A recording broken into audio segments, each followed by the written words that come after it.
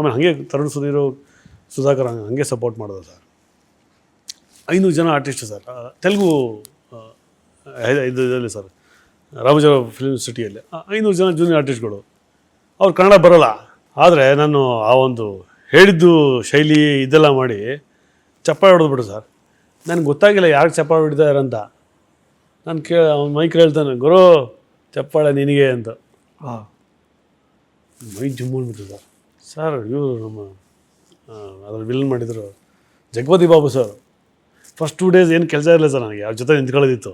ಅವ್ರು ಇಂಟ್ರೊಡ್ಯೂಸ್ ಮಾಡಿದ್ರು, ಸರ್ ರವಿಚಂದ್ ಪೆದ್ದ ಆರ್ಟಿಸ್ಟು, ರಾಬರ್ಟಲ್ಲಿ ನಿಮ್ಮ ಜೊತೆ.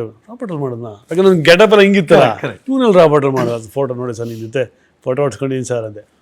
This is you looking different man ಅಂತ ಅಂದರು.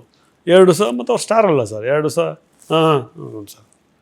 3 ಡೇಸ್ ಪರ್ಫಾರ್ಮ್ ಕೊಟ್ಟನಲ್ಲ ಸರ್, ಚೇತನ್ಗಾರರು ರಂಡಿ ಕೂಚಂಡಿ ಅಂದೆ ಸರ್. ಇದು ರೆಸ್ಪೆಕ್ಟ್. ಖುಷಿ ಆಯ್ತು ನನಗೆ.